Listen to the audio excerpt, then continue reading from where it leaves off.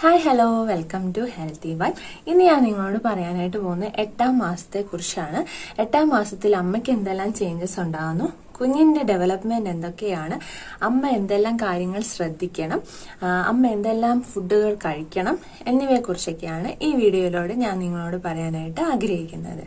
അപ്പൊ നമുക്ക് വീഡിയോയിലോട്ട് പോകാം.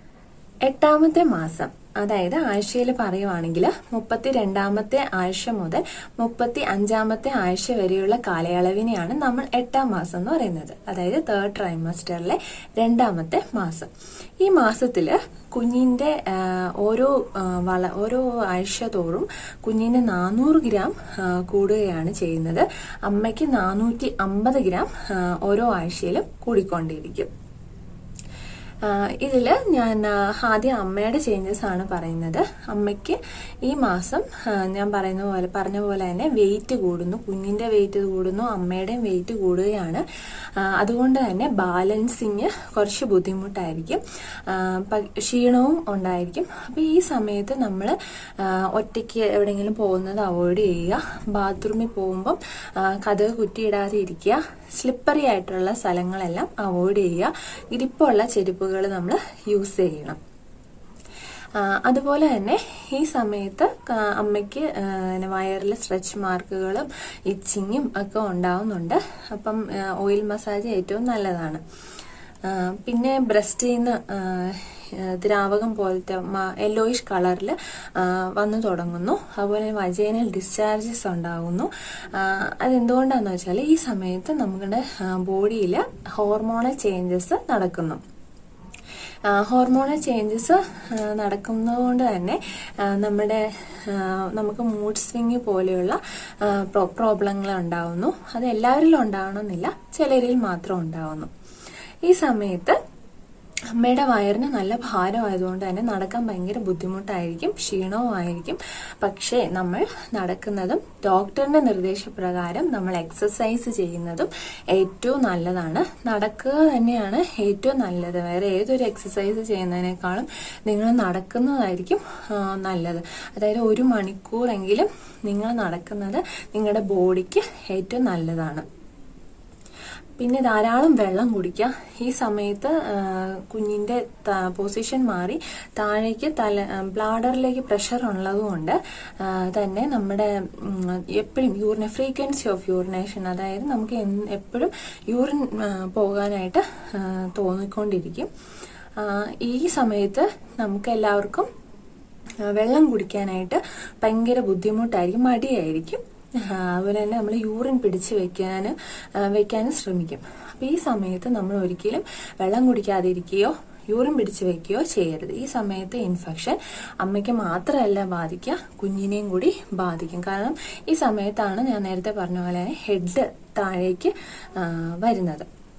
ഈ സമയത്ത് നമുക്ക് കോൺസ്റ്റിപ്പേഷൻ വരുവാണെങ്കിൽ പൈൽസ് ഉണ്ടാവാനായിട്ടുള്ള ചാൻസസ് കൂടുതലാണ്. ഈ സമയത്ത് നമ്മുടെ ബോഡി ലേബറിന് വേണ്ടിയിട്ട്, അതായത് നമ്മുടെ ഡെലിവറിക്ക് വേണ്ടിയിട്ട് പ്രാക്ടീസ് ചെയ്തുകൊണ്ടിരിക്കുക. ഒരു എക്സാമ്പിളാണ് ബ്രാക്സ്റ്റൺ ഹിക്സ് കൺട്രാക്ഷൻ എന്ന് പറയുന്നത്. കേട്ടിട്ടുണ്ടോ എന്ന് അറിയില്ല. അതെന്ന് വെച്ചാൽ നമ്മുടെ അടിവയറിൽ, നമുക്ക് ശ്രദ്ധിച്ചു നോക്കി നമുക്ക് അറിയാൻ പറ്റും, നമ്മുടെ അടിവയറിൽ നമുക്ക് കൺട്രാക്ഷൻ ഉണ്ടായിക്കൊണ്ടിരിക്കും. ചിലരിൽ അത് വേദനയോടുകൂടി ഉണ്ടാവുന്ന കൺട്രാക്ഷൻ ആയിരിക്കും. കൺട്രാക്ഷൻ എന്ന് വെച്ചാൽ നമ്മുടെ മസിൽസ് എല്ലാം ഇങ്ങനെ പിടിച്ചു വരുന്നത് പോലെ നമുക്ക് തോന്നും. ഇത് നമ്മുടെ ബോഡീനെ പ്രാക്ടീസ് ചെയ്യുന്നതാണ്, ലേബറിന് വേണ്ടിയിട്ട് പ്രാക്ടീസ് ചെയ്യുന്നതിനാണ് നമ്മൾ ഈ ഒരു കൺട്രാക്ഷന്റെ പേര്. അപ്പൊ ഇത് കണ്ടുപിടിച്ച ആ വ്യക്തിയുടെ പേര് തന്നെയാണ് ഈ ഒരു കൺട്രാക്ഷന് ഇട്ടിരിക്കുന്നത്. ബ്രാക്സ്റ്റൺ ഹിക്സ് കൺട്രാക്ഷൻ എന്നാണ് ഇതിന് പറയുന്നത്. അത് സിവിയർ ആയിട്ട് വരുവാണെങ്കിൽ നമ്മൾ ഹോസ്പിറ്റലിൽ പോകണം, ഡോക്ടറോട് അത് ഇൻഫോം ചെയ്യണം. അത് ചിലർക്ക് ലേബറിലേക്ക് അത് നയിക്കും, ചിലർക്ക് അത് ഒരു പ്രശ്നമായിട്ട് വരുന്നില്ല. ഇങ്ങനത്തെ കൺട്രാക്ഷൻസ് ഒക്കെ നമുക്ക് വരുന്നത് കൊണ്ട്, സൈൻസ് ഒക്കെ വരുന്നുണ്ട്. കാരണം നമ്മുടെ ബോഡി അതിനുവേണ്ടി പ്രാക്ടീസ് ചെയ്തുകൊണ്ടിരിക്കുകയാണ് ഈ മാസം. അപ്പം നമ്മൾ ഭയങ്കര കൺഫ്യൂസ്ഡ് ആയിരിക്കും. അപ്പം ഈ സമയത്ത് ഈ ഡെലിവറിക്ക് വേണ്ടി ഉള്ള ഓരോ സൈൻസ് നമ്മൾ അറിഞ്ഞിരിക്കുന്നത് ഏറ്റവും നല്ലതാണ്. അതുപോലെ തന്നെ ഈ അമ്മയുടെ കാല് ഈ മാസമൊക്കെ ആകുമ്പോൾ മസിൽ കയറാൻ തുടങ്ങും, കിഴയ്ക്കാൻ തുടങ്ങും. അതിനൊക്കെ ഈ സോക്സ് യൂസ് ചെയ്യുന്നത് ഇതൊക്കെ ഒരു പരിധി വരെ കുറയ്ക്കാനായിട്ട് നല്ലതാണ്.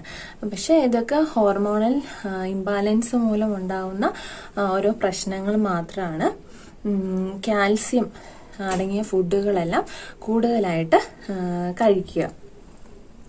പിന്നെ കുഞ്ഞിൻ്റെ ഡെവലപ്മെൻ്റ് ഇവിടെ ലെങ്സ് ഒഴികെ ബാക്കി എല്ലാം തന്നെ കുഞ്ഞിൻ്റെ ഡെവലപ്പായി കഴിഞ്ഞു. ലെങ്സ് കുഞ്ഞ് ഉണ്ടായി കഴിഞ്ഞതിന് ശേഷം മാത്രമേ ഓപ്പൺ ആയി വരത്തുള്ളൂ. അപ്പം ബാക്കിയുള്ള എല്ലാ ഡെവലപ്മെൻറ്റും കുഞ്ഞിൻ്റെ നടന്നു കഴിഞ്ഞു.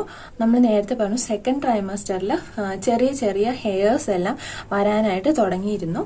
ഈ തേർഡ് ട്രൈമസ്റ്ററിലാകുമ്പം ആ ഹെയർ എല്ലാം അമ്നോട്ടിക് ഫ്ലൂയിഡിലേക്ക് പൊഴിഞ്ഞു പോയി പിങ്ക് കളറായിട്ടുള്ള സ്കിന്ന് കൊച്ചിന് രൂപം കൊള്ളുന്നു. പിന്നെ കുഞ്ഞിന് പൊസിഷൻ നേരത്തെ ഞാൻ പറഞ്ഞ പോലെ തന്നെ പൊസിഷൻ മാറി താഴേക്ക് ഹെഡ് താഴേക്ക് വരുന്ന രീതിയിൽ ഉള്ള പൊസിഷനിലേക്ക് കുഞ്ഞെത്തിച്ചേരുന്നത് ഈ ഒരു മാസത്തിലെ എൻഡിലായിരിക്കും. നന്നായിട്ട് അനക്കമൊക്കെ വയ്ക്കുന്നതും ഈ ഒരു മാസത്തിലായിരിക്കും. അമ്മ അനക്കമെല്ലാം ശ്രദ്ധിക്കേണ്ടത് വളരെ അത്യാവശ്യമാണ്. അതുപോലെ തന്നെ പിങ്ക് കളറിൽ എന്തെങ്കിലും ദ്രാവകം പോലെ വരികയാണെങ്കിലോ അതുപോലെ തന്നെ യൂറിൻ പോലത്തെയുള്ള ദ്രാവകങ്ങൾ വരികയാണെങ്കിലോ പെയിൻ വരികയാണ്, വേദന അനുഭവപ്പെടുകയാണെങ്കിലോ കൺട്രാക്ഷൻസ് കൂടുതലായിട്ട്, കൺട്രാക്ഷൻ വെച്ചാൽ മസിൽ പിടുത്തം കൂടുതലായിട്ട് വയറിൽ അനുഭവപ്പെടുകയാണെങ്കിലോ എന്ത് ബുദ്ധിമുട്ടുണ്ടെങ്കിലും ഈ സമയത്ത് ഡോക്ടറിനെ ഉടനെ തന്നെ പോയി കാണുക എന്നുള്ളത് അത്യാവശ്യമായിട്ടുള്ളൊരു കാര്യമാണ്. അപ്പം ഇത്രയൊക്കെയാണ് 8ാം മാസത്തിൽ നമുക്കും കുഞ്ഞിനുമൊക്കെ സംഭവിക്കുന്നത്. അപ്പോൾ എല്ലാവരും സന്തോഷത്തോടെ ഇരിക്കുക. ഈ ഒരു മാസത്തിൽ കുഞ്ഞിൻ്റെ ബ്രെയിൻ ഡെവലപ്മെൻറ്റ് വളരെ ഫാസ്റ്റ്ലി ആണ് നടക്കുന്നത്. അതുകൊണ്ട് തന്നെ നമുക്ക് നമ്മുടെ ഒഴിവ് സമയങ്ങളെല്ലാം നമ്മൾ വളരെ നമുക്കിഷ്ടമുള്ള നമ്മൾക്ക് സന്തോഷം തരുന്ന കാര്യങ്ങളെല്ലാം ചെയ്യുക.